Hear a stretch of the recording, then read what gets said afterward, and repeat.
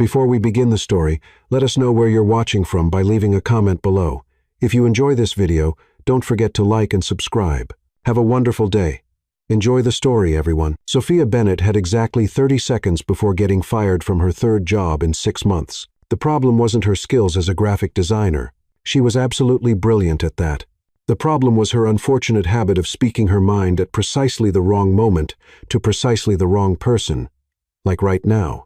Honestly, Evelyn, you're too incompetent to even qualify as a proper dictator, Sophia muttered, while transferring her final files to a flash drive. A real dictator would at least get things accomplished efficiently. Unfortunately, she hadn't noticed that Evelyn, her supervisor, was standing directly behind her.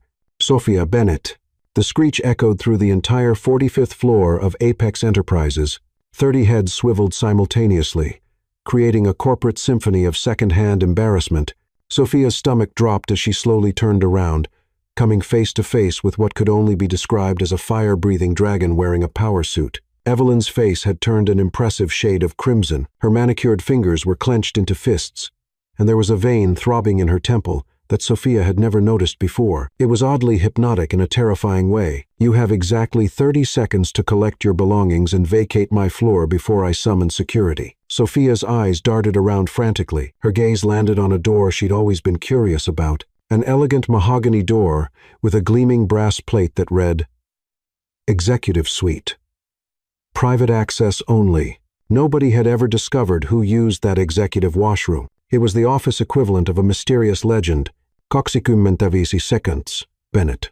Without a second thought, Sophia grabbed her messenger bag and bolted, not toward the elevators, not toward the emergency stairs.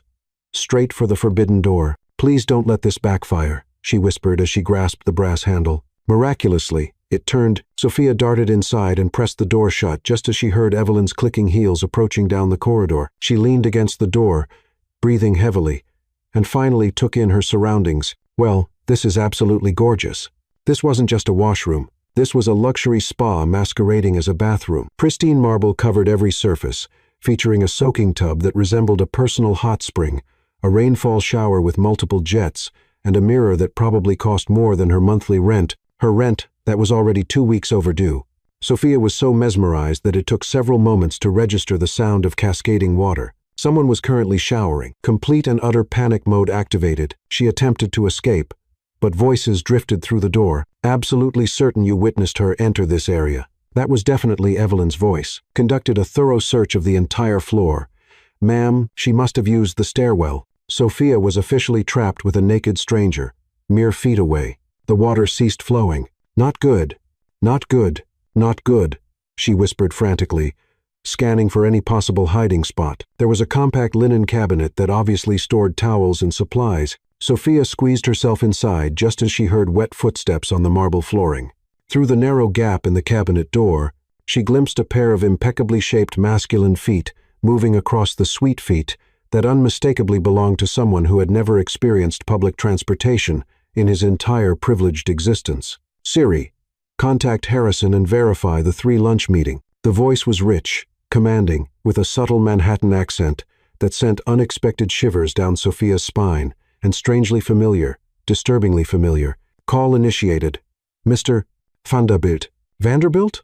Sophia nearly gasped aloud. Alexander Vanderbilt was the CEO of Apex Enterprises, the enigmatic billionaire who remained practically invisible to his own employees. The man featured on Business Magazine covers as America's most private executive, the person who, according to office gossip, was so intensely reserved he conducted video meetings even when physically present in the building, and Sophia was currently hiding in his personal bathroom cabinet while he was completely unclothed. Technically, she had become a trespasser and possibly a voyeur, and definitely some sort of criminal. Fantastic. She breathed instantly, regretting the sound. The footsteps halted. "Siri, cancel that request." Absolute silence. Sophia held her breath as the footsteps approached her hiding spot. Her heartbeat thundered so loudly she was convinced it would give her away. She squeezed her eyes shut and mentally bargained with the universe, promising to be a better person if she could somehow escape this mortifying situation. The cabinet door swung open. Sophia opened her eyes and found herself staring directly at the most stunning man she had ever encountered in her 27 years of existence. damp charcoal hair, piercing steel blue eyes that seemed capable of reading minds, cheekbones sharp enough to be considered dangerous, and a physique that suggested he had never heard the phrase junk food, and he was wearing absolutely nothing except a pristine white towel secured around his narrow waist. They gazed at each other for approximately 3 heartbeats, which felt like 3 eternities. "Hello there," Sophia managed weakly. Alexander Vanderbilt blinked deliberately, as if processing the surreal discovery of finding a stranger concealed in his private sanctuary. "Hello," he responded with remarkable composure. "So," Sophia cleared her throat nervously. "This is monumentally awkward." "Profoundly so," he agreed. And Sophia detected what might have been the ghost of a smile playing at his lips. "I can provide an explanation. I sincerely hope so. Actually, no, I really can't." Fascinating. Sophia emerged from the cabinet with the caution of someone approaching an unpredictable wild animal. "Listen, I understand this appears highly suspicious. A mysterious woman concealed in my private executive suite. Not at all. Happens every Tuesday. Right. Fair point." Sophia nervously tucked a strand of auburn hair behind her ear. "But I promise I'm not some deranged stalker or corporate spy. I had exactly 30 seconds before being forcibly ejected from the premises by the Dragon Lady of Corporate America. And your door happened to be unlocked, so I thought, Dragon Lady of Corporate America, Evelyn, my former supervisor, she possesses this distinctly homicidal energy." Alexander folded his arms across his chest, and Sophia had to summon superhuman willpower to maintain eye contact. "And what prompted this urgent need to evade Evelyn? Because I might have observed that she was too incompetent to qualify as a proper dictator to her face technically behind her back. But she possessed excellent hearing." This time Alexander definitely smiled. "And thus you find yourself here." "And thus I find myself here," Sophia confirmed. "In your private bathroom, while you're in this state of undress." They continued their staring contest, and Sophia experienced an unusual sensation in her midsection, like butterflies, but supersized and significantly more energetic. "Well," Alexander said thoughtfully, "this is undoubtedly the most unconventional encounter I've experienced in recent memory." "Encounter?" Sophia's eyebrows shot up. "This isn't an encounter. This is unlawful entry, potentially a federal offense." "Technically accurate." Alexander moved a step closer, and Sophia caught the scent of his cologne, something sophisticated and masculine that made her knees surprisingly unsteady. "However, it's also the most intriguing interaction I've had in approximately 5 years. Have you lost your mind?" "Quitte possibly."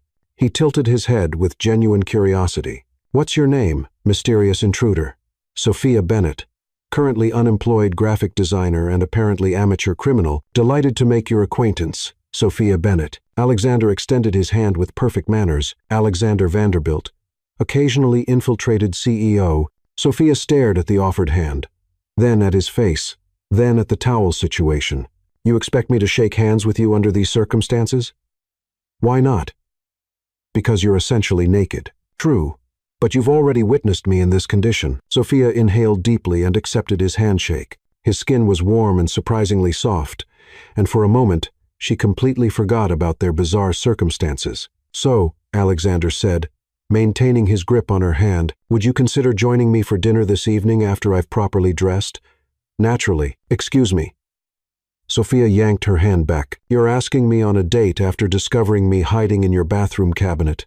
"Precisely. That's completely irrational." "I wholeheartedly agree. I illegally entered your private space. Technically, you sought temporary refuge. I could be dangerously unstable, but you're clearly not. How could you possibly know that?" Alexander's smile was genuinely warm, and Sophia felt her heart execute an unexpected flip. Because genuinely unstable people don't blush when caught in compromising situations. Sophia pressed her palms against her cheeks, which were indeed radiating heat. "This isn't blushing. This is enhanced circulation. It's definitely blushing." "Fine, it's blushing," she burst out. "But that doesn't alter the fact that you're completely delusional if you believe I'm going anywhere with you after this entire situation." "Why not?" "Because you're Alexander Vanderbilt. You're a billionaire. You're my former employer. And I'm just me. And what exactly is wrong with being you?" Sophia opened and closed her mouth, completely speechless. Alexander stepped even closer. "Sophia Bennett, you've just provided me with the most entertaining afternoon I've experienced in half a decade. So, yes, I would be absolutely delighted to have dinner with you. unless you have additional billionaire bathrooms to infiltrate today. Only yours."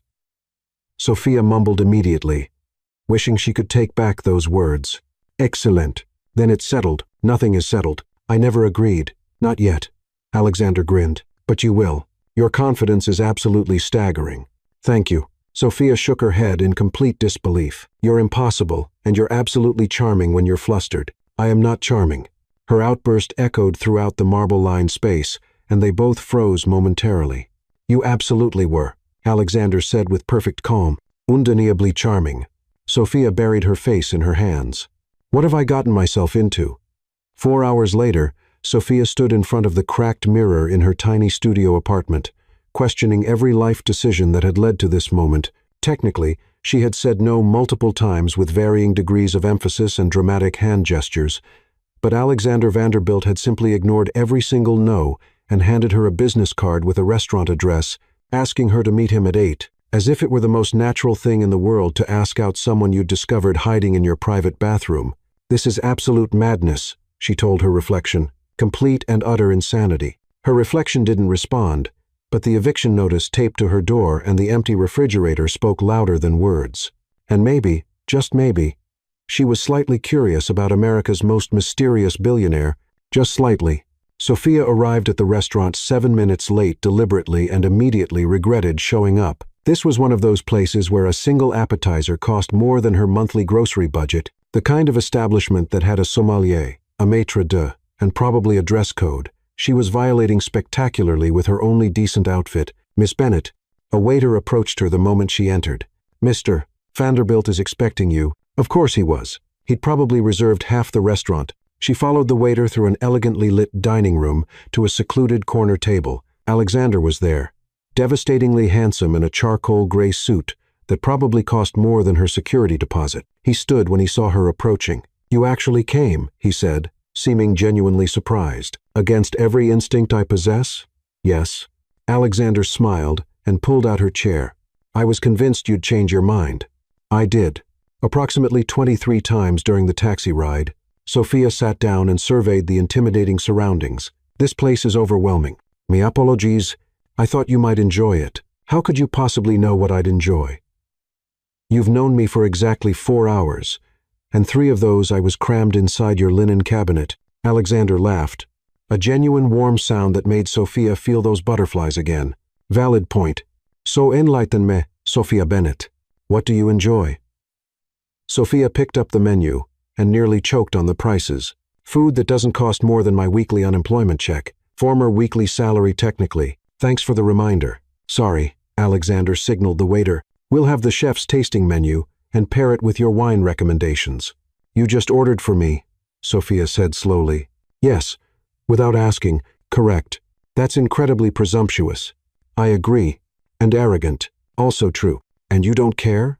Alexander leaned forward, resting his elbows on the table. "Sophia, I'm 35 years old. In the past decade, I've had approximately 57 identical dinner dates with women who ordered exactly the same grilled salmon salad, sipped exactly the same Sauvignon Blanc, and discussed exactly the same predictable topics. Wushitsi." Sophia raised an eyebrow. "You actually count?" "My assistant keeps track. I review the reports." "You have reports on your dates." "I have reports on everything." Sophia stared at him in bewilderment. "That's disturbing on a level I can't even process." "I know," Alexander grinned. "That's why it's so refreshing to be here with someone who calls me disturbing to my face." The first course arrived. Something small and artistic that Sophia couldn't identify. "What exactly is this?" she whispered. "No clue," Alexander admitted, "but it's expensive, so it must be good." Sophia burst out laughing despite herself. "You seriously don't know what you're eating?" "Rarely. I'm usually thinking about other things during meals." "Like what?" "Work.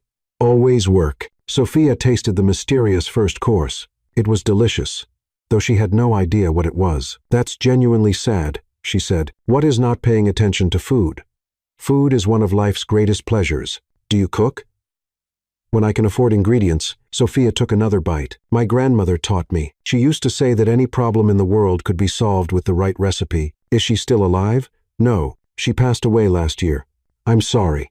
"Thanks." Sophia smiled wistfully. She would have loved this place even while complaining about the ridiculous prices. "What was she like?" Stubborn, opinionated, spoke her mind without any filter whatsoever. Sophia chuckled. Basically, I inherited all her worst traits. Those aren't bad traits. Tell that to my former supervisors. How many have you had? 3. This year, Alexander nearly spit out his wine. This year, it's only September. I'm aware, Sophia sighed. I have serious issues with authority and with incompetent people, which unfortunately includes most supervisors, including me. Sophia studied him thoughtfully. Jury's still out. Honest. Fatally. So, the second course arrived. This time, Sophia could identify it, halibut, with some kind of green foam. So, she said, cutting into the fish, why don't you ever show up at the office? I do show up. Evelyn claims you're a ghost. Says nobody's ever seen you in person. Evelyn exaggerates. Have you been to the office once in the last 6 months? Alexander hesitated. Possibly not. Then why do you have a bathroom there if you never visit? For emergencies. What kind of emergencies require a marble-soaking tub? Alexander smiled mysteriously. The important kind. You're impossible. Sophia shook her head. Why do you avoid the office? I don't avoid it. I simply prefer remote work. Why? Alexander sipped his wine, clearly considering his response. Have you ever been the only interesting person in a room full of incredibly boring people? No. Usually, I'm the person making everyone else feel awkward. I doubt that. Seriously, I have very strong opinions about things nobody cares about, such as the fact that pineapple on pizza should be considered a crime against humanity, or that people who don't use turn signals are clearly sociopaths, or that, you're proving my point, Alexander interrupted, smiling. What point? That you're fascinating? Sophia felt her cheeks warm again. You only think that because you're used to people who agree with everything you say. Probably. Definitely. The third course appeared, something that looked like edible art. Can I ask you something? Sophia said. Of course. Why did you ask me out? Seriously? Besides the fact that you apparently have a thing for trespassers? Alexander laughed. Do you want the honest answer or the polite one? Honest. Always. Because in the last 10 years, nobody has made me genuinely laugh. Sophia blinked. Nobody. Nobody authentically. Polite corporate chuckles don't count. That's really depressing. I didn't think so until this afternoon. They sat in silence for a moment, while Sophia processed this information. So basically, you're using me as entertainment, she said finally. Essentially. At least you're honest. You requested honesty. True. The fourth course arrived. Sophia was starting to feel full, but didn't want to admit it. What about you? Alexander asked. Why did you come? Because I'm unemployed and you're buying. That's the only reason. Sophia chewed slowly, thinking, and because you're intriguing. Intriguing how? Like someone who has everything but seems to have nothing. You're like a human contradiction. Alexander stopped eating. Explain. You have money, power, looks that should probably be illegal, a bathroom that's nicer than most people's entire apartments. Sophia gestured with her fork. But you eat alone, work obsessively, count your romantic encounters, and laugh for the first time in a decade with a stranger who broke into your property. When you put it like that, it sounds pathetic. Not pathetic, just empty. Alexander was quiet for a long time. You don't pull any punches, do you? My grandmother always said, the truth hurts, but lies destroy. Wise woman. She was. The fifth course arrived, but neither of them paid much attention. Can I ask another question? Sophia said. Let's see if I survive this one. When was the last time you did something just because you wanted to? Not for business, not out of obligation, not because someone expected it, just because you wanted to. Alexander remained silent for so long that Sophia thought he wouldn't answer. I can't remember, he said finally. Not even a hobby, a sport, a vacation. Everything I do serves a purpose. That's terrible. It's efficient. It's soul-crushing. Alexander smiled without humor. Welcome to my world. Sophia studied him for a moment, seeing something vulnerable in his eyes that she hadn't noticed before. You know what we're going to do, she said impulsively. I'm afraid to ask. We're leaving. Where are we going? Anywhere that doesn't serve food that looks like modern art. Alexander blinked. But dessert will be much better where we're going. But I already paid. Then consider it a lesson in living spontaneously. Sophia stood up. Come on, trust me, Sophia. I don't just leave restaurants.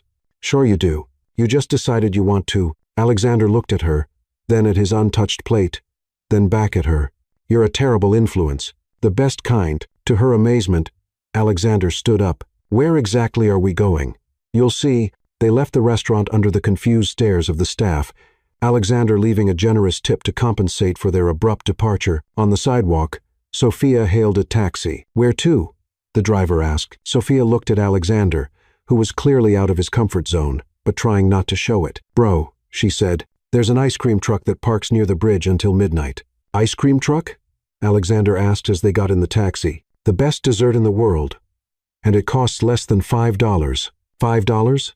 I know. Shocking by your standards." Sophia grinned. "But trust me." Alexander gazed out the window as the taxi navigated through New York traffic. "I don't do this," he said quietly. "What? Spontaneous things. Impulsive decisions. How does it feel?" Alexander was quiet for a moment. "Terrifying," he admitted, "and exhilarating." "Perfect." Sophia smiled. "That's exactly the right combination." The taxi stopped near Brooklyn Bridge Park. Sophia paid the fare before Alexander could object. "2 soft-serve cones," she told the ice cream vendor. "Chocolate and vanilla swirl. Ice cream cones," Alexander whispered. "In public?" "It's frozen dairy, Alexander, not nuclear material." They sat on a bench overlooking the East River. Alexander looked around like he was visiting an alien planet. "Relax," Sophia laughed. "Nobody's going to take your picture eating ice cream." "How can you be certain?" "Because here, you're just another handsome guy enjoying dessert. Another handsome guy. Don't let it go to your head." Alexander tried the ice cream and looked genuinely surprised. "This is actually excellent. I told you." Sophia licked her cone. "Sometimes, the best things are the simplest." They ate in comfortable silence for a few minutes, watching the city lights reflect on the water. "Thank you," Alexander said suddenly. "For what?" "For dragging me out of there. For this," he gestured around them. "It's been years since I did anything just because I wanted to." "And did you want to?" Alexander smiled. The first genuinely relaxed smile of the evening. "I did." Sophia felt that strange sensation in her stomach again, like something significant had just happened. But she wasn't sure what. "Alexander, yes, you're less impossible than I thought." "Thanks. That was a compliment." "In that case, thank you." Sophia laughed and continued eating her ice cream, not noticing that Alexander was watching her with an expression he couldn't quite identify himself. For a moment, sitting on that bench, eating soft-serve ice cream overlooking the East River, Alexander Vanderbilt completely forgot he was a billionaire, and Sophia Bennett completely forgot she'd broken into his bathroom just that morning, which in retrospect might have been a mistake, because at 10:30 a.m. the next day, their photo eating ice cream on the bench would be splashed across 3 gossip websites with the headline, "Mystery Woman Melts Billionaire's Heart. Who is Alexander Vanderbilt's new romance?" Sophia woke up to her phone buzzing incessantly. "Still half asleep," she answered without checking the caller ID. "Hello, Sophia Bennett. Can you explain why your face is plastered all over entertainment tonight?" Sophia shot upright in bed, recognizing her best friend, Madison's voice. "What did you say? Entertainment tonight?" "Sophia, you and Alexander Vanderbilt eating ice cream. Like some kind of romantic movie scene. That's impossible. I'm literally watching the segment right now." Sophia jumped out of bed and ran to her laptop, frantically opening her browser. "Madison, breathe. What website?" "All of them. TMZ. News. Page 6. You're everywhere, Sophia. Mystery Woman Melts Billionaire's Heart. Alexander Vanderbilt's secret romance. Who is the designer who stole America's most eligible bachelor?" "Stop," Sophia shouted. "This cannot be happening." "Oh, but it is. And there's more. There's a reporter downstairs asking your neighbors about you." Sophia ran to her window and peered down at the street. Sure enough, a woman with a microphone and a cameraman were stationed outside her building. "This is a nightmare. Sophia, I need to know. Are you dating Alexander Vanderbilt?" "No, it was one dinner that turned into ice cream by accident." "By accident? How do you accidentally eat ice cream with a billionaire? It's complicated." "Uncomplicate." Sophia started pacing around her tiny apartment. "I met him yesterday." "Yesterday? Let me finish. I met him yesterday. We went to dinner. Then we got ice cream, and apparently someone took pictures." "Wait." Madison paused dramatically. "How did you meet Alexander Vanderbilt? He's more private than the Federal Reserve." "I accidentally ended up in his bathroom." Complete silence on the other end. "Madison." "Sophia Bennett," Madison said slowly. "You're going to tell me everything right now. Every single detail. Starting with how you accidentally ended up in a billionaire's bathroom." Before Sophia could respond, someone knocked on her door. 3 sharp, authoritative knocks. Someone's at my door. Sophia whispered, "Don't answer it. What if it's a reporter?" Sophia tiptoed to the peephole and looked through. Alexander Vanderbilt stood in her hallway wearing dark sunglasses indoors and holding what appeared to be every major newspaper in New York City. "Madison, it's him." "Who?" "Alexander. He's here with newspapers." "Answer the door." "No, wait, don't answer the door. Actually, definitely answer the door and put me on speaker." Sophia took a deep breath and opened the door. Alexander looked like he hadn't slept. His usually perfect hair was slightly disheveled, and he was wearing jeans and a t-shirt instead of his typical suit. Somehow, he looked even more attractive this way. "We have a problem," he said without preamble. "You think?" Sophia stepped aside to let him in. "Madison, you're on speaker now." Alexander Vanderbilt. Madison's voice practically vibrated through the phone. "This is Madison, Sophia's best friend, and I have questions." "Madison," Sophia warned. "First question. Are your intentions toward my best friend honorable?" Alexander blinked, clearly not expecting an interrogation. "Aye. What?" She asked if your intentions are honorable. Sophia translated, mortified. "I haven't really had time to consider my intentions," Alexander said carefully. "I've been too busy dealing with the media circus." "What media circus?" Sophia asked. Though she was afraid to hear the answer, Alexander spread the newspapers across her small kitchen counter. The headlines were even worse than Madison had described. Vanderbilt, Silva romance, Billionaires mystery woman revealed. From rags to riches, the Cinderella story of Sophia Bennett. "They know your name," Alexander said grimly. "They know where you live, where you went to school. Your employment history. They know about me getting fired." Sophia's voice pitched higher. 3 times this year. "It's all there." Sophia sank onto her tiny couch, overwhelmed. "This is insane. We had ice cream once." "Apparently, that's enough," Alexander said, sitting beside her. "My publicist has been calling non-stop since 6 a.m. The board of directors is having an emergency meeting, and my mother," he shuddered. "Your mother called me at 5:30 this morning demanding to know when she could meet her future daughter-in-law." "Future daughter-in-law?" Madison shrieked through the phone. "We're not engaged," Sophia protested. "Try explaining that to the internet," Alexander said. "Someone already created a hashtag, Sophia and Alexander forever." Sophia buried her face in her hands. "My life is over." "It gets worse," Alexander continued. "Apex Enterprises. Stock jumped 12% this morning." "Why is that worse?" "Because now the board thinks you're good for business. They want to meet you." "I don't want to meet them." "And there's going to be a press conference this afternoon." Sophia's head snapped up. "A what?" "My publicist insists we need to control the narrative before it spirals completely out of control." "Control what narrative?" "There is no narrative. We're not even dating." Alexander was quiet for a moment. "That's actually the problem." "What do you mean?" "According to my publicist, saying we're not dating will be worse for both of us than just going along with it for a while." Sophia stared at him. "Going along with what exactly? Fake dating? Just until the media attention dies down. Fake dating?" Madison's voice exploded from the phone. "Did he just suggest fake dating, Sophia? This is like every romantic comedy ever made." "This is not a romantic comedy," Sophia shot back. "This is my actual life falling apart in real time." "Think about it logically," Alexander said. "If we deny everything, they'll dig deeper. They'll follow you, harass your friends, analyze every aspect of your life.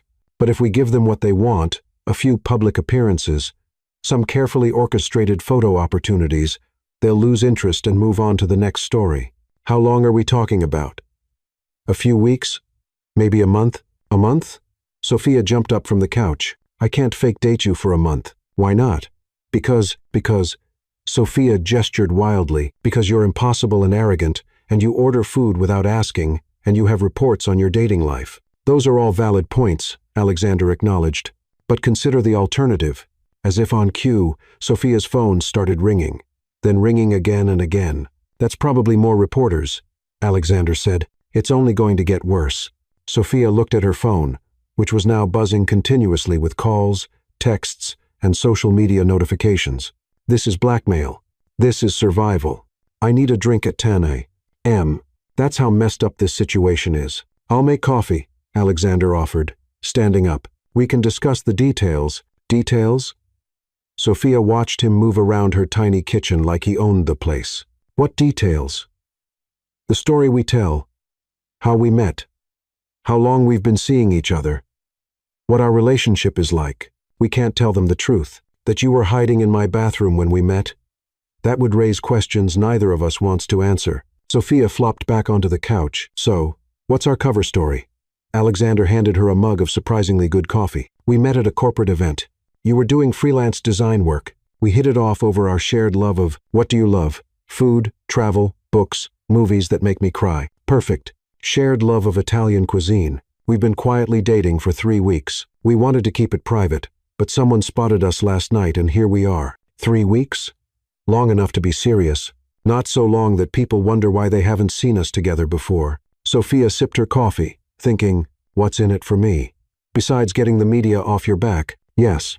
Alexander sat down across from her. A job? What kind of job? Apex Enterprises needs a new creative director. Salary starts at $200,000, plus benefits, stock options, and a corner office. Sophia nearly spit out her coffee. $200 plus bénéfice. That's life-changing money. I know you're bribing me. I prefer to think of it as mutually beneficial employment. Sophia stared at him. Why would you do this for me? Because yesterday was the first interesting day I've had in 5 years. Because you make me laugh. And because, he paused, because I think we could be good for each other. Good for each other. How? I need someone who will tell me the truth. You need someone who appreciates that quality instead of firing you for it.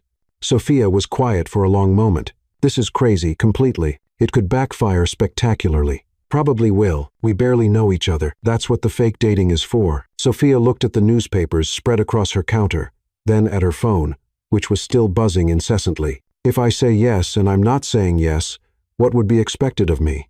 A few public appearances, dinner dates where photographers can see us, maybe a charity gala or two, nothing too demanding, and after a month, we have a very amicable mutual breakup. Remain friends. You keep the job, I go back to being mysteriously single. Everyone wins. What if people don't believe we're really dating?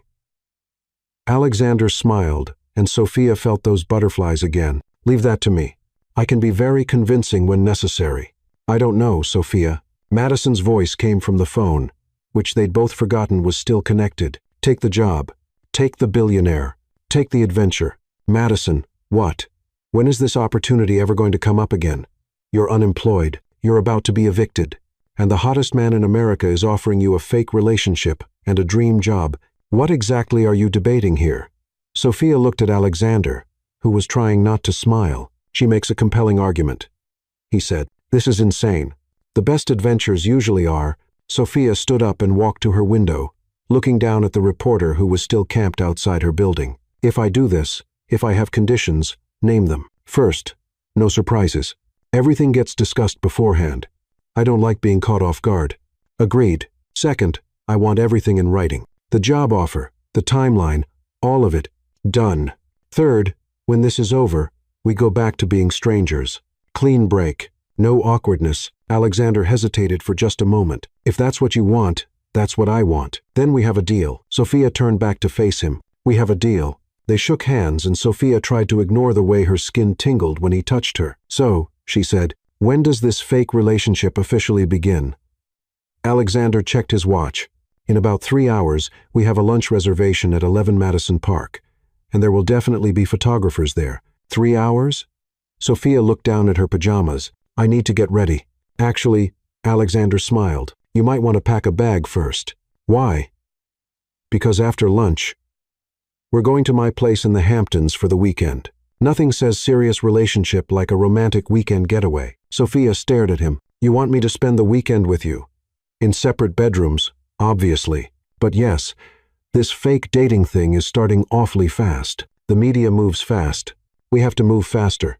Sophia looked around her tiny apartment, then at the newspapers with her face on them, then at Alexander. All right, Mr. Vanderbilt. Let's give them a show they'll never forget. That's the spirit, Miss Bennet. As Alexander headed for the door, Sophia called after him, Alexander. Yes, this better not end with both of us getting our hearts broken. Alexander paused with his hand on the doorknob. It won't, he said quietly. We both know this isn't real. But as the door closed behind him, Sophia couldn't shake the feeling that he didn't sound entirely convinced, and neither was she. 3 hours later, Sophia stood outside 11 Madison Park, wearing the only dress she owned that didn't have paint stains on it, feeling like she was about to walk into a lion's den. Her hands were shaking as she applied lip gloss for the third time, and she kept checking her phone for texts from Madison, who had appointed herself as Sophia's unofficial relationship coach. Remember, Madison had texted, "Fake it till you make it, and if all else fails, just stare into his eyes and let your natural chemistry do the work." We don't have natural chemistry. Sophia had texted back, "Honey, I heard that man's voice through the phone for 10 minutes, and even I felt chemistry. You're going to be fine." Now, standing on the sidewalk in Manhattan, Sophia wasn't so sure about that. A black town car pulled up to the curb, and Alexander stepped out, looking like he'd just walked off the cover of GQ magazine. He was wearing a navy blue suit that probably cost more than her entire wardrobe, and when he spotted her, his face lit up with a smile that looked surprisingly genuine. "You look stunning," he said as he approached, and Sophia felt her cheeks warm. "You don't have to start the act until we're inside," she muttered. "Who says I'm acting?" Before she could respond to that loaded comment, Alexander took her hand and began leading her toward the restaurant entrance. The moment they stepped onto the sidewalk together, camera flashes started going off like strobe lights. "Mr. Vanderbilt, Sophia, over here. How long have you two been dating?" "Sophia, what's it like dating a billionaire? Are you planning to move in together?" Alexander squeezed her hand reassuringly and leaned down to whisper in her ear, "Just smile and keep walking. Don't answer any questions." His breath against her ear sent an unexpected shiver down her spine, and Sophia had to remind herself that this was all for show. The cameras couldn't capture the way her pulse quickened when he touched her, or the way his cologne made her want to lean closer instead of pulling away. They made it through the gauntlet of photographers and into the restaurant, where the maitre d' immediately whisked them to a prime table by the window. Perfect for more photos, Sophia realized. "Well," Alexander said once they were seated, "that went better than expected." Better than expected. Sophia's voice was slightly higher than normal. "There were at least 20 photographers out there. Usually, there are more." "More?" Sophia stared at him. "This is your idea of low-key." Alexander smiled and reached across the table to take her hand again. To anyone watching, it would look like an intimate gesture between lovers. Sophia told herself that the way her heart skipped had nothing to do with the warmth of his fingers intertwined with hers. "Relax," he said softly. "The hard part is over." "The hard part?" "We haven't even ordered yet, but we've given them their photo opportunity. Now we can actually enjoy lunch." A waiter appeared at their table with champagne flutes and a bottle that probably cost more than Sophia's monthly rent. "Compliments of the house. Mr. Compliments of the house. Vanderbilt, to celebrate your happiness." Sophia blinked in surprise. "They just give you free champagne when you're publicly dating for the first time in 5 years." "Apparently, yes." The waiter poured their champagne and discreetly withdrew. Alexander raised his glass. "To the most unconventional business arrangement I've ever entered into." "Business arrangement?" Sophia repeated, clinking her glass against his. "Right. That's all this is." But as she sipped the champagne and watched Alexander's eyes crinkle with amusement, she had to wonder why that reminder felt more like she was trying to convince herself than him. So Alexander said, settling back in his chair, "Tell me more about Sophia Bennett. If we're going to be fake dating, I should know more than the fact that you're an excellent bathroom intruder." Sophia nearly choked on her champagne. "Could you not bring that up in public? No one can hear us, and technically it's how we met. It's part of our origin story. Our origin story is that we met at a corporate event, remember? Right? The story we're telling everyone else." Alexander leaned forward conspiratorially. "But I want to know the real story. What makes Sophia Bennett tick?" Sophia studied his face, trying to determine if he was genuinely curious or just making conversation for the benefit of any potential eavesdroppers. His expression seemed sincere, which somehow made this whole situation more complicated. "There's not much to tell," she said finally. "Small-town girl from upstate New York, moved to the city with big dreams and a graphic design degree. Turns out I'm better at designing than I am at keeping my mouth shut around incompetent supervisors. 3 jobs in 6 months is impressive, even by New York standards." "Thank you. What happened at the first one?" Sophia sighed. "I may have told my boss that his logo redesign looked like it was created by a blindfolded kindergartner with severe fine motor skills." Alexander burst out laughing, drawing glances from other diners. "You said that to his face?" He asked for my honest opinion. "And the second job? I suggested that my supervisor's marketing campaign would be more effective if we just set money on fire in Times Square, because at least that would be entertaining. And Apex Enterprises. You were there for that one. Evelyn and the psychopath comment. Alexander shook his head, still smiling. It's a miracle you lasted as long as you did at any of those places. I know, I really am my own worst enemy. Sophia took another sip of champagne. What about you? What's the real story behind America's most mysterious bachelor? That's a terrible nickname. You didn't answer the question. Alexander was quiet for a moment, swirling the champagne in his glass. Not much mystery, really. Inherited the company when my father died 10 years ago. Been working 70-hour weeks ever since. Haven't had much time for a personal life. By choice or by circumstance, both, I suppose. It's easier to focus on work when you don't have other obligations. Easier but lonelier. Alexander looked up at her sharply. You don't pull punches, do you? Would you prefer I did? No, he said after a pause. No, I wouldn't. Their food arrived. Some sort of artistic creation that Sophia was fairly certain was fish, but couldn't be entirely sure. She was about to make a joke about it when she noticed a woman at a nearby table, not so subtly taking pictures of them with her phone. We're being photographed again, she murmured. I know. Just ignore it. How do you ignore it? That woman is literally pointing her phone at us. Years of practice. Alexander cut into his fish with practiced ease. You learn to tune it out. That sounds exhausting.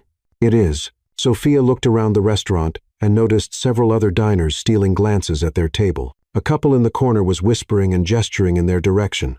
The waiter kept finding excuses to walk past their table. Even the sommelier was hovering nearby. Do you ever get to just be normal? She asked. Define normal. Eat a meal without people staring. Go to a grocery store. Take a walk without someone following you with a camera. Not really. Not in the last 10 years. That's horrible. Alexander Schogel. It's the price of success. No. It's the price of fame. They're not the same thing, aren't they? Sophia set down her fork and looked at him seriously. Do you actually believe that? That being successful means giving up your privacy and your freedom? I've never really thought about it any other way. That's even more horrible. They ate in silence for a few minutes. Sophia, processing the realization that Alexander's life, for all its luxury and privilege, was in many ways more constrained than her own. At least when she was broke and unemployed, she could walk down the street without anyone caring where she was going or who she was with. Can I ask you something? Alexander said eventually. Sure. Last night when you dragged me out of that restaurant to get ice cream, was that planned? Planned? No, it was completely spontaneous. Why? Because in 35 years, no one has ever done anything like that for me. Like what? Rescued me from my own life. Sophia felt something twist in her chest at the quiet sincerity in his voice. I didn't rescue you. I just thought you looked like you needed some fun. Same thing. Before Sophia could respond, her phone buzzed with a text, then another, then another. Popular today, Alexander observed. Sophia glanced at her screen, and her eyes widened. It's Madison. She says we're trending on social media already. Sophia and Alexander is number 3 on Twitter. Someone posted the photos from outside the restaurant. Alexander pulled out his own phone and scrolled through what was apparently a flood of notifications. My publicist is very happy. The board of directors is very happy. Your mother has texted me 17 times asking when she can meet you. 17 times? She's very enthusiastic about the prospect of grandchildren. Sophia choked on her champagne again. Grandchildren? Don't worry. I'll handle my mother. How exactly do you plan to handle a woman who's texted you 17 times about grandchildren? Very carefully. Sophia's phone buzzed again. This time it was a call from an unknown number. Don't answer that, Alexander said quickly. It's probably a reporter. How do you know? Because mine's been ringing non-stop since we sat down. As if to prove his point, Alexander's phone immediately started buzzing. He declined the call without looking at it. This is what our lives are going to be like for the next month, Sophia asked. Probably longer. The media attention doesn't just disappear overnight. Longer. Sophia's voice pitched higher. You said a month. A month minimum. These things have a way of taking on a life of their own. Sophia stared at him. Are you telling me I might be fake, dating you indefinitely? Would that be so terrible? The question hung in the air between them, loaded with implications that neither of them seemed quite ready to address. Sophia found herself looking into Alexander's eyes, searching for some hint of what he was really thinking.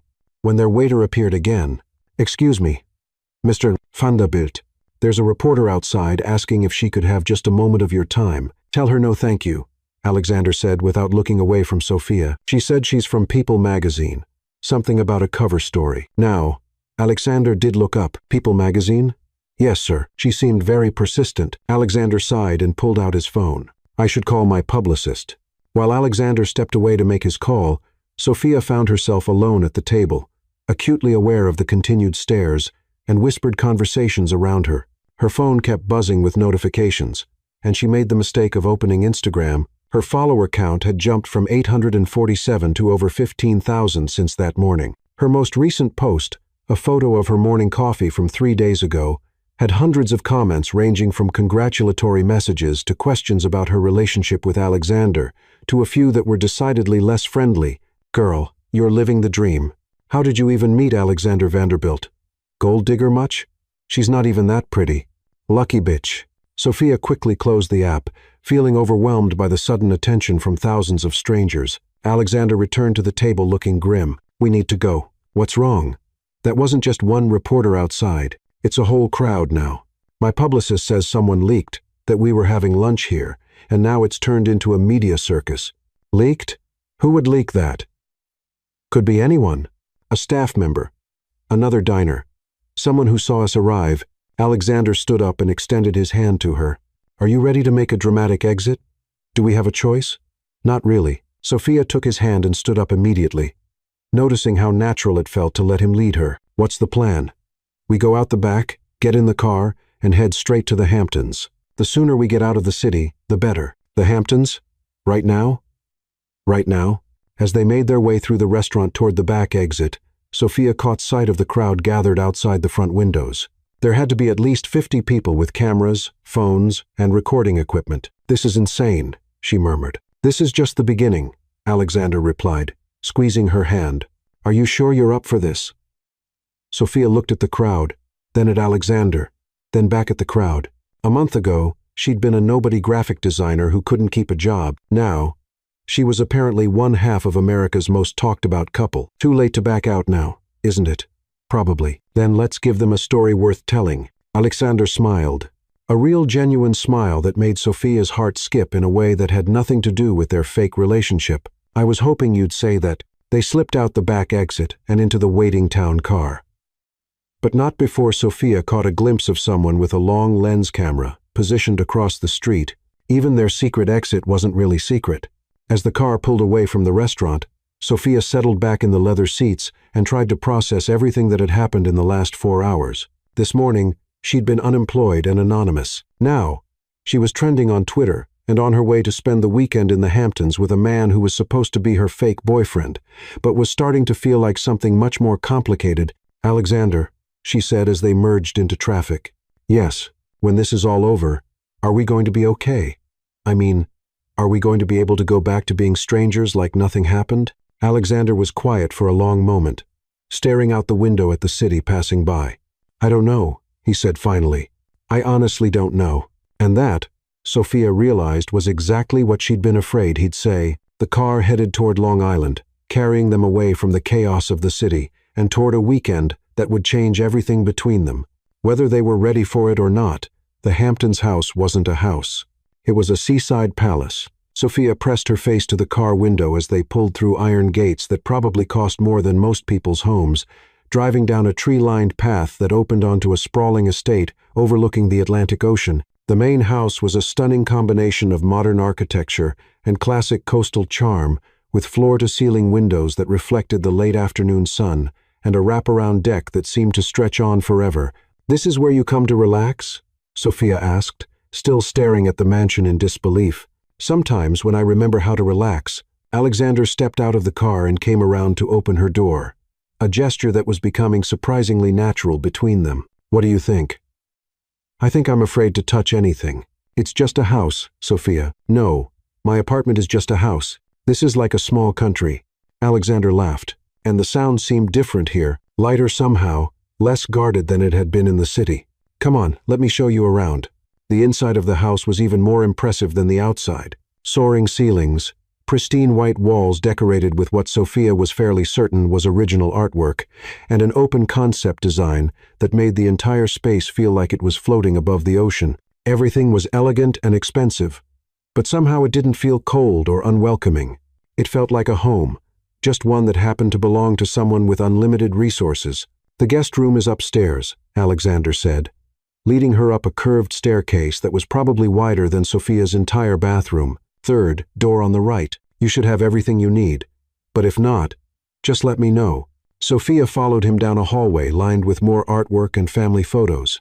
She caught glimpses of a younger Alexander at various ages. Graduation photos, family vacations, formal events where he was shaking hands with people who looked important. In every photo, he was smiling.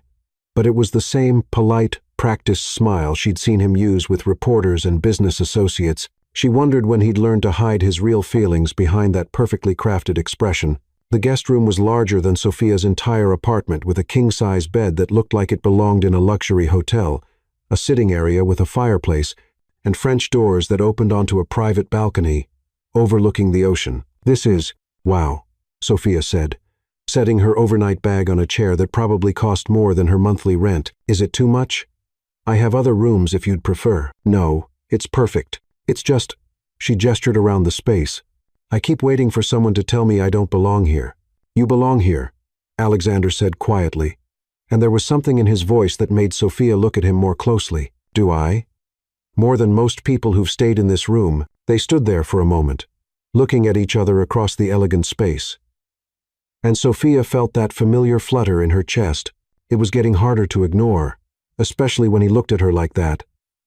Like she was something precious that he was afraid might disappear if he blinked. "I should let you get settled," Alexander said finally, stepping toward the door. "Dinner's at 7 if you're hungry. We can eat on the deck and watch the sunset. That sounds nice." "Good. He paused in the doorway. "I'm glad you're here, Sophia." Even if the circumstances are a bit unconventional, after he left, Sophia collapsed onto the impossibly comfortable bed and stared up at the ceiling, trying to sort through the tangle of emotions swirling around in her chest. This was supposed to be simple: fake dating, job opportunity, clean break when it was over. But nothing about her feelings for Alexander Vanderbilt was turning out to be simple. Her phone buzzed with another flood of notifications. She'd learned to ignore most of them, but one text from Madison caught her attention. "Girl, you're on the cover of 3 magazines at the grocery store checkout. Also, someone started a Reddit thread analyzing your outfit from lunch. Also, I may have told my mom about your fake boyfriend situation, and now she wants to know when she can meet him. Call me." Sophia groaned and tossed her phone aside. She'd deal with the outside world later. Right now, she needed to figure out how to survive a weekend alone with Alexander, without doing something stupid like falling for him for real. She unpacked her small bag, hanging up the 2 dresses she'd brought and laying out the casual clothes that suddenly seemed woefully inadequate for a weekend in the Hamptons. Everything she owned looked shabby compared to the elegant surroundings, but there wasn't much she could do about it now. A knock on her door interrupted her fashion crisis. "Come in," she called, expecting to see Alexander. Instead, a woman in her 50s with graying hair and kind eyes peeked into the room. "Miss Bennett." "I'm Margaret, the housekeeper. Mr. Vanderbilt asked me to see if you needed anything." "Oh no, I'm fine, thank you." Sophia paused. "Actually, can I ask you something?" "Of course. Does Mr. Vanderbilt bring people here often?" Margaret's expression softened. "You're the first guest he's brought to this house in over 3 years. Really?" "Really. He usually comes here alone when he needs to think. Sometimes he'll stay for a week without speaking to anyone except me and the groundskeeper." Margaret stepped further into the room. "Between you and me, it's nice to see him with someone who makes him smile." "Makes him smile? The way he talked about you when he called to prepare the house, I haven't heard him sound that happy in years." Margaret winked. "Whatever you're doing, keep doing it." After Margaret left, Sophia found herself staring out at the ocean, processing what the housekeeper had said. If Alexander didn't bring people here, what did that mean about her being here now? Was this part of their fake relationship performance or something else entirely? She spent the next hour exploring the house, partly out of curiosity and partly to burn off nervous energy. The library was filled with first editions and comfortable reading chairs. The kitchen was a chef's dream with state-of-the-art appliances and a breakfast nook that overlooked the garden. The living room had a baby grand piano that looked like it was actually played. Not just displayed, but it was the office that really caught her attention. Unlike the rest of the house, which felt warm and lived in, the office was all business. Multiple monitors, filing cabinets, a desk that looked like mission control for a space program. This was where Alexander spent his time when he was here, she realized. Even in paradise, he was working. Impressive, isn't it? Sophia spun around to find Alexander standing in the doorway, watching her with an amused expression. Sorry. I was just exploring. I didn't mean to snoop. You're not snooping. This is where I spend most of my time when I'm here. Even on vacation? I don't really take vacations. I just work from different locations. Sophia looked around the high-tech office space, then back at Alexander. That's depressing. It's productive. Same thing, apparently. Alexander stepped into the room, moving to straighten some papers on his desk. Not everyone has the luxury of spontaneous ice cream runs. It's not a luxury, Alexander. It's a necessity. When was the last time you did something just for fun? Something that had absolutely nothing to do with work or business or productivity. I told you yesterday I can't remember. That's not living. That's just existing. Existing has worked out pretty well for me so far. Sophia walked over to where he was standing and gently took the papers from his hands, setting them back on the desk. Has it, though? You told me yesterday that you hadn't laughed in 10 years. You eat alone, work constantly, and hide from the world in a beautiful house by the ocean. That doesn't sound like a successful life to me. It sounds like a very expensive prison. Alexander looked down at her, and she could see something shifting in his expression. You don't understand? Then help me understand. Why are you so afraid of actually living your life? I'm not afraid. Yes, you are. You're terrified. And I think I know why. Enlighten me. Sophia took a deep breath, knowing she was about to venture into dangerous territory.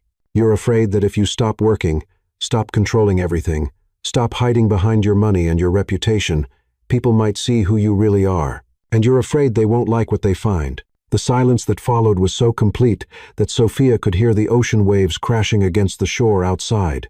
Alexander stared at her with an expression she couldn't read. And for a moment, she thought she'd gone too far. You think you know me pretty well for someone I met yesterday, he said finally. I know what it's like to be afraid of showing people who you really are. The difference is, I get fired for it. You get praised for being mysterious and elusive. And what do you think you see when you look at me? Sophia stepped closer, close enough that she could see the flecks of gold in his green eyes. I see someone who's incredibly lonely. Someone who's forgotten how to have fun, how to be spontaneous, how to connect with other people without it being a business transaction. I see someone who's so busy being successful that he's forgotten how to be happy. And you think you can fix that? I think you can fix it yourself. You just need someone to remind you how. They stood there staring at each other, the air between them charged with something that felt much more dangerous than their fake relationship was supposed to allow. Sophia could feel her heart beating faster, could see the way Alexander's gaze kept dropping to her lips before returning to her eyes. Sophia, he said softly, and her name sounded different when he said it like that. Yes, this weekend. It's not really about the fake dating, is it? What do you mean? I mean, there are no reporters here, no cameras, no one to perform for. We could spend the entire weekend in separate rooms, and no one would know the difference. That's true. So, why did I bring you here? Sophia's breath caught. I don't know. Why did you? Alexander reached up and touched her face, his thumb tracing along her cheekbone. Because yesterday, for the first time in 10 years, I remembered what it felt like to want something that wasn't related to work, and what I wanted was more time with you, Alexander. I know this is supposed to be fake. I know we agreed to keep it professional.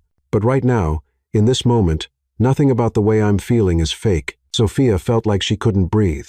Everything about this was wrong. They barely knew each other. Their relationship was supposed to be pretend. She was supposed to keep her distance and her heart intact. But when he looked at her like that, when he touched her like she was something precious, all her rational thoughts scattered like leaves in the wind. We can't, she whispered. Can't what?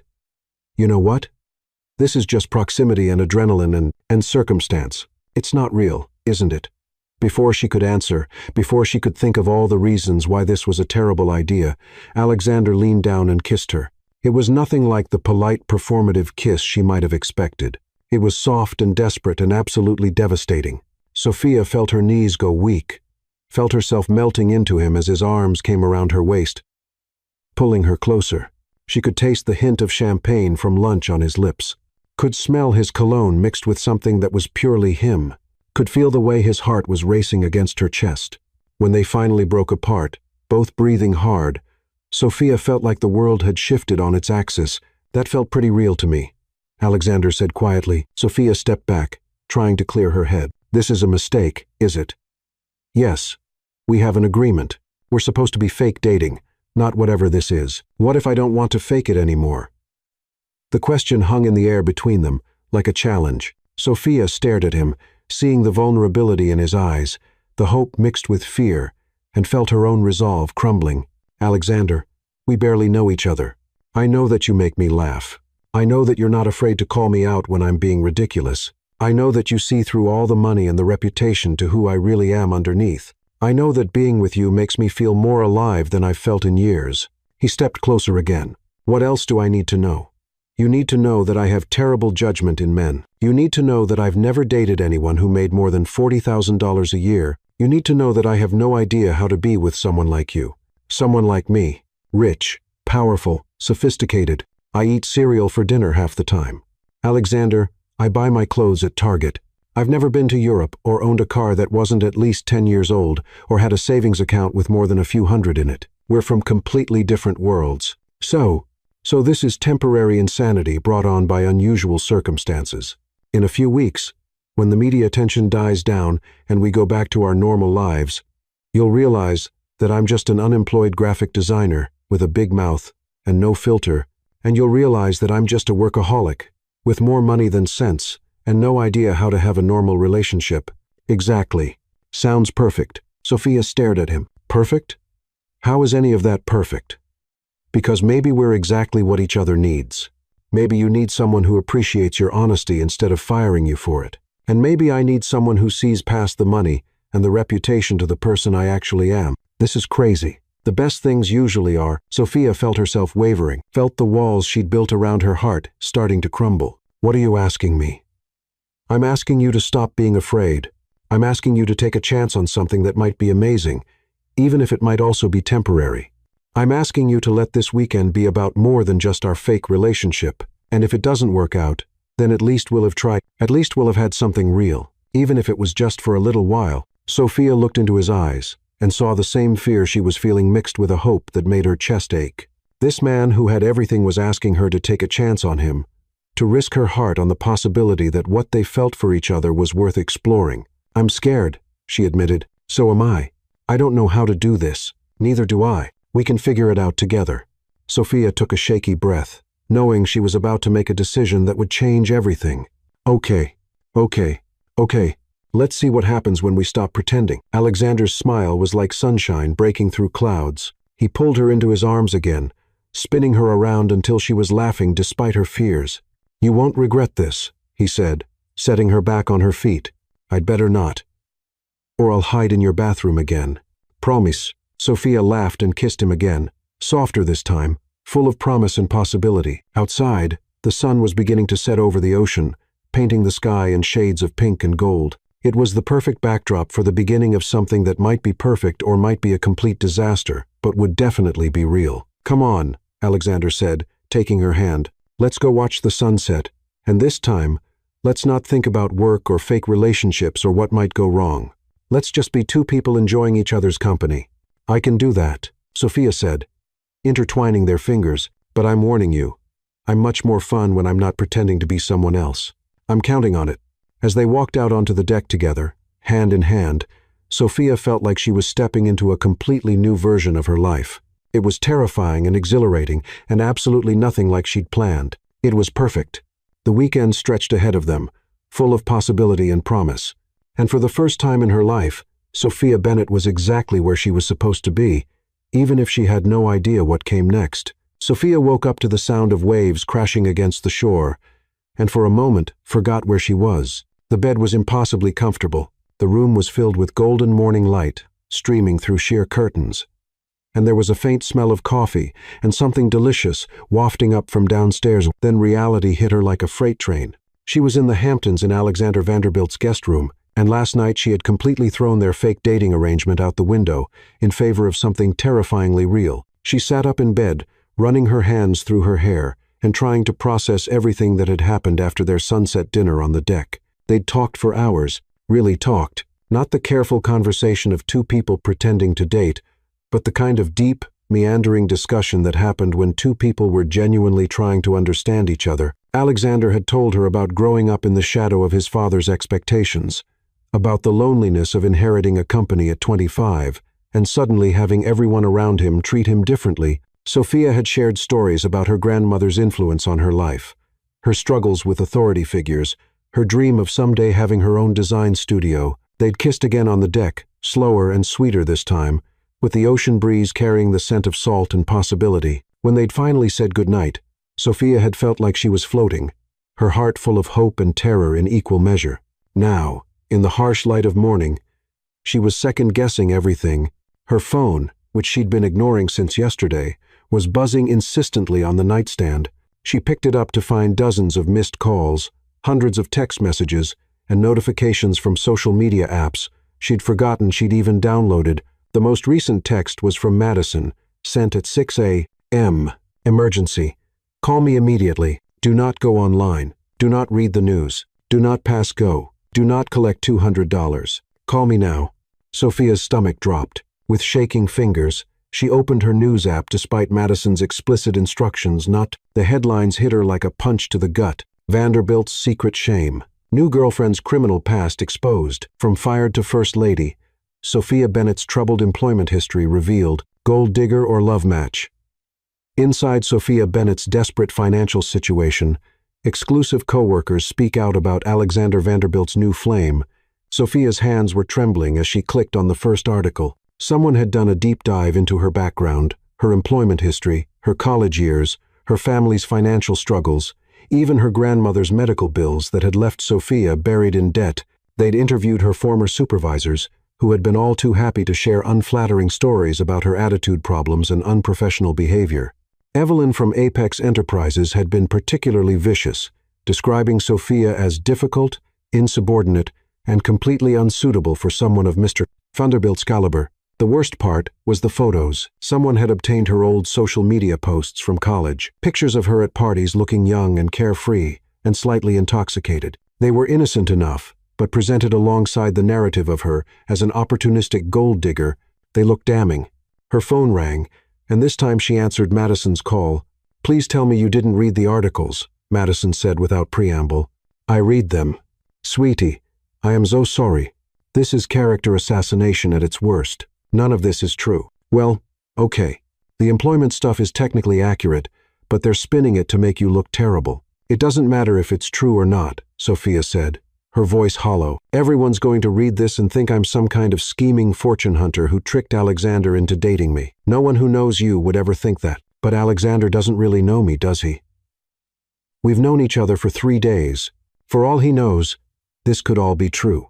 Sophia, don't you dare start down that path. You are not responsible for some tabloid journalist's need to create drama where none exists." But Sophia was already spiraling. All her insecurities from the night before, rushing back with reinforcement. What had she been thinking? Of course, this was too good to be true. Of course, there would be consequences for getting involved with someone like Alexander Vanderbilt, and of course, those consequences would involve her past being dragged through the mud for the entertainment of strangers. A soft knock on her door interrupted her downward spiral. "Sophia?" Alexander's voice was gentle, concerned. "Can I come in?" "Just a minute," she called, quickly, wiping her eyes and trying to compose herself. She opened the door to find Alexander holding a breakfast tray and wearing an expression that was part worry, part anger. "I saw the articles," he said, setting the tray on her bedside table and immediately pulling her into his arms. "I am so sorry. This is exactly what I was afraid would happen." Sophia stiffened in his embrace. "You were afraid this would happen?" "Not this specifically, but the media can be vicious when they want to be. They tear people apart for sport." He pulled back to look at her face. "But you have to know that none of what they're saying matters to me, right? Doesn't it?" Sophia stepped out of his arms, wrapping her robe more tightly around herself. "They're not wrong about the facts, Alexander. I have been fired 3 times this year. I do have terrible credit and student loans I can't pay off, and a grandmother who died, owing hundreds of thousands in medical bills. I did drink too much in college and make questionable decisions and say inappropriate things to my supervisors. So what?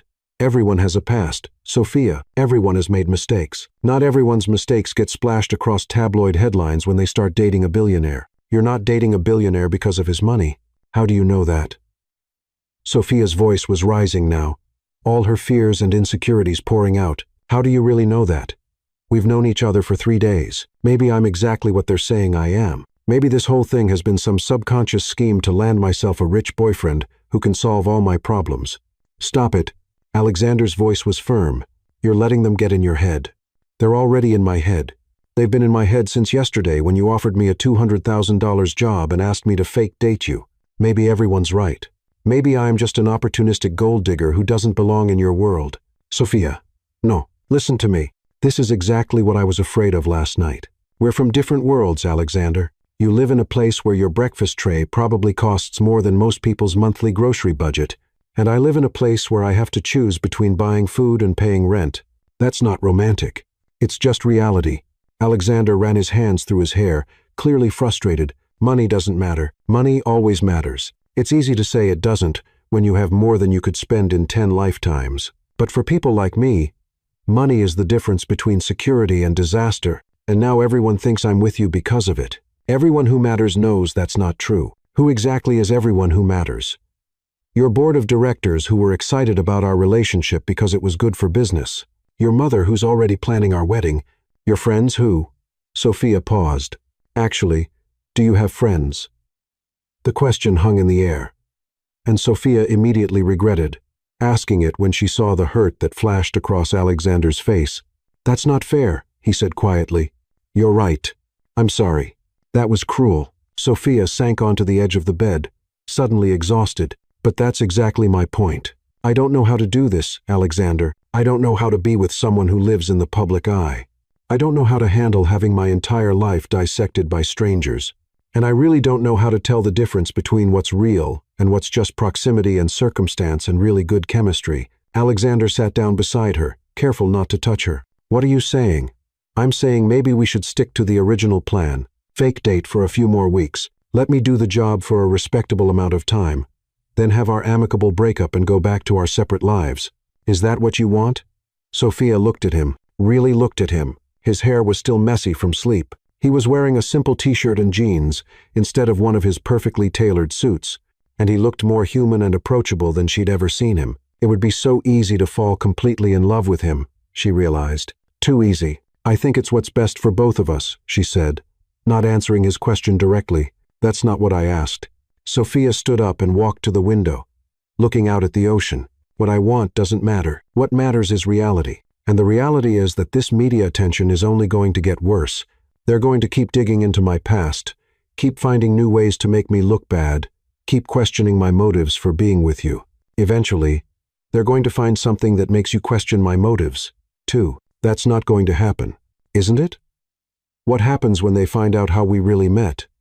How are you going to explain that I was literally hiding in your bathroom when we first encountered each other? How does that look for your reputation? Alexander was quiet for a long moment. We'll figure it out, will we? Or will you decide that I'm more trouble than I'm worth? Sophia turned to face him. Because that's what's going to happen, Alexander. Maybe not today, maybe not next week, but eventually. And I'd rather end this now while we can still be civilized about it than wait for it to implode spectacularly. You're giving up. I'm being realistic. You're running away. Sophia felt her temper flare. I am not running away.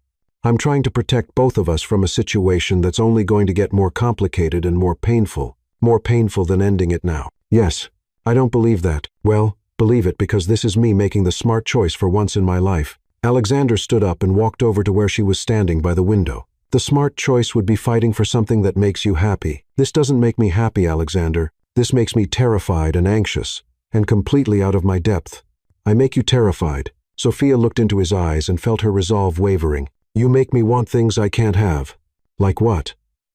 Like a life where I don't have to worry about money or job security, or whether I'm good enough to be with someone like you.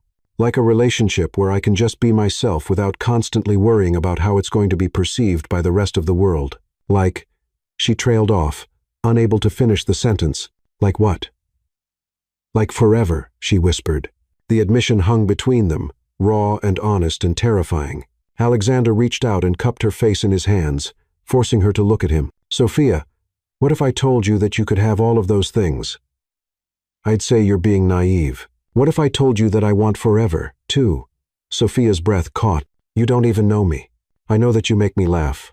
I know that you challenge me in ways no one else ever has. I know that you see past all the money and status to who I really am underneath. I know that being with you makes me want to be a better person." His thumbs brushed across her cheekbones.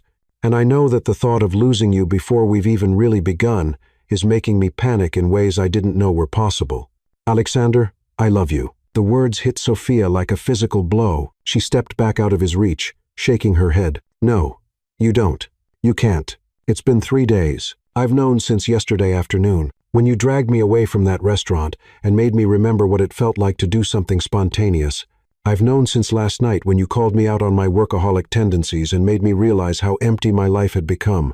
I've known since this morning when my first thought after reading those horrible articles was that I needed to protect you from any more of this. You're confused. This is just intensity and unusual circumstances. And I love you," Alexander interrupted. "I love your honesty, even when it's inconvenient. I love your passion for things you believe in. I love the way you eat ice cream, and the way you challenge me, and the way you make me want to be spontaneous. I love that you've been fired 3 times for speaking your mind, because it means you have integrity. I love that you took care of your grandmother even when it meant going into debt, because it means you're loyal. I love every single thing about you that those articles are trying to twist into something ugly." Sophia felt tears streaming down her face. "This is too much too fast, maybe. But it's also real. And I think you feel it too." She did feel it. That was the problem. She was falling in love with him, too, and it terrified her more than any tabloid article ever could. "What happens when you change your mind?" she asked. "I'm not going to change your mind. What happens when the novelty wears off, and you realize that I'm just an ordinary person with ordinary problems and nothing particularly special to offer? That's not going to happen. What happens when your board of directors decides I'm bad for business? When your mother decides I'm not suitable? When the media attention becomes too much and starts affecting your company?" Alexander was quiet for a moment, and Sophia felt her heart sink. He was realizing she was right. He was starting to see all the complications and obstacles that made this relationship impossible. "You know what happens?" he said finally. "What?" "We deal with it together like people who love each other do." Sophia stared at him. "Just like that. Just like that. You'd be willing to deal with negative publicity and board disapproval and family drama and media scrutiny all for someone you've known for 3 days?" "Yes." "Why?" Alexander smiled, and it was the most genuine, unguarded expression she'd ever seen from him. "Because 3 days with you has been better than the last 10 years without you. Because you make me want to be the kind of person who fights for what he wants, instead of just accepting what's easy. Because I'd rather have a complicated, messy, beautiful life with you than a simple, empty, lonely life without you." Sophia felt her carefully constructed walls crumbling. "This is crazy. The best things usually are, we could fail spectacularly. We could succeed beyond our wildest dreams. The media will never leave us alone. Then we'll give them a love story so genuine and beautiful that they'll have to write nice things about us eventually." Despite herself, Sophia laughed. "You really think it could work?" "I think we'll never know unless we try. And I think we'd both regret it forever if we didn't." Sophia looked into his eyes and saw her own feelings reflected back at her. Love and fear and hope all tangled up together. This man was offering her everything she'd never dared to dream of, and all she had to do was be brave enough to take it. "I love you too," she whispered. Alexander's face lit up like sunrise. "Really? Really? And it scares me to death." "Good. If it didn't scare you, it wouldn't be worth it." He pulled her into his arms and kissed her. And this time there was no hesitation, no careful consideration of consequences, just pure joy and relief and love. Sophia melted into him, finally letting herself believe that maybe, just maybe, this could actually work. When they broke apart, both breathing hard, Alexander rested his forehead against hers. "So what happens now?" Sophia asked. "Now we face the world together. We ignore the tabloids. We prove the skeptics wrong and we build something real and lasting and beautiful. And if it gets too hard, then we remember that nothing worth having is ever easy, and we keep fighting." Sophia smiled, feeling lighter than she had in days. "I can do that." "Good. Because I have some ideas about how to handle the current media situation, such as a press conference where we tell our story. Our real story. On our own terms. Such as a charity gala next week, where we can show everyone that we're serious about this relationship. Such as a very public, very romantic gesture that will make it impossible for anyone to question whether what we have is real." "What kind of romantic gesture?" Alexander grinned. "You'll see." Before Sophia could ask for more details, her phone rang. She glanced at the screen and groaned. "It's your publicist. Answer it. It's time to take control of this narrative. Sophia took a deep breath and answered the call. "Hello, this is Sophia. Miss Bennett, this is Amanda Chen. Mr. Vanderbilt's publicist. I need to speak with both of you immediately. We have a situation. We're aware of the articles. It's not just the articles. Someone leaked security footage." Sophia's blood ran cold. "What security footage?" "From Apex Enterprises. From the day you met Mr. Vanderbilt. The footage shows you running into his private bathroom." Sophia felt the world tilt on its axis. She looked at Alexander, who had gone very still beside her. "How bad is it?" she asked. "It's not ideal, but it's also not insurmountable. We just need to get ahead of it with the right spin." "What kind of spin makes hiding in someone's bathroom look good?" "The kind where you were seeking refuge from workplace harassment, and Mr. Vanderbilt was your knight in shining armor who rescued you from a hostile work environment." Sophia blinked. "That's actually not entirely inaccurate." "Exactly. We're going to turn this into a story about how Mr. Vanderbilt saw someone in distress and came to her aid, and how that act of kindness blossomed into genuine love. It's romantic. It makes you both look good. And it explains the unusual circumstances of your meeting. Will people buy it?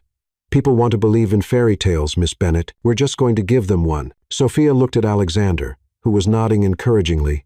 "Okay," she said. "What do we need to do?" "Be at my office by noon. We're holding a press conference at 3, and by tonight everyone's going to be talking about America's most romantic love story, instead of unfounded accusations about gold digging." After Sophia hung up, she and Alexander sat in silence for a moment, processing everything that had just happened. "Are you sure about this?" Sophia asked. "Once we do that press conference, there's no going back to fake dating. It'll be real and it'll be public, and everyone will be watching to see if we make it. I've never been more sure of anything in my life. Even though we've only known each other for 3 days, especially because we've only known each other for 3 days, and I already can't imagine my life without you." Sophia smiled and kissed him again, soft and sweet and full of promise. "Then let's go give them a love story, worth believing in." Epilogue. 6 months later, Sophia stood in the corner office of Bennett Design Studio, her own company, funded by a business loan that Alexander had helped her secure. But that was entirely in her name, and looked out at the Manhattan skyline. The view was spectacular.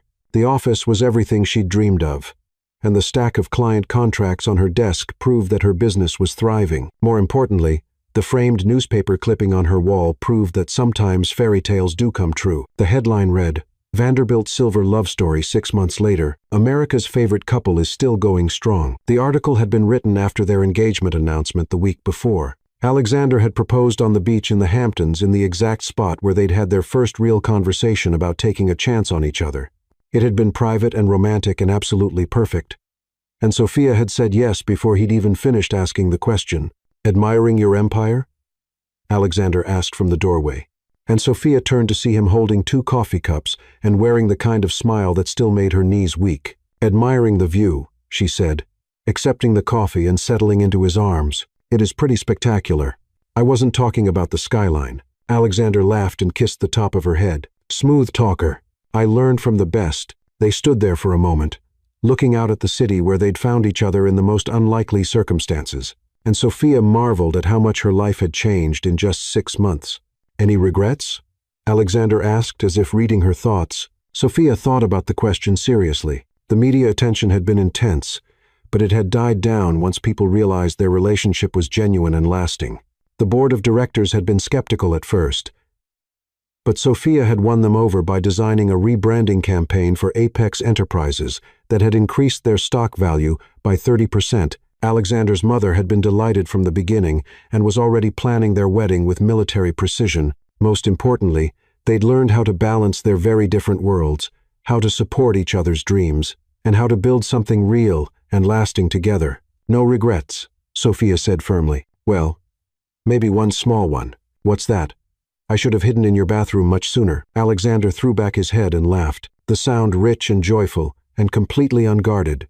It was the sound of someone who had learned how to be happy, and Sophia felt a surge of pride at having played a part in that transformation.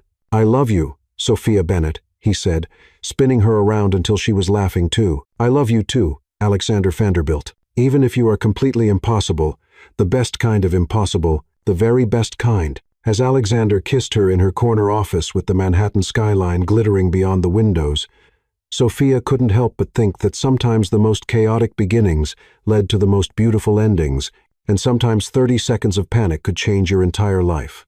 The end.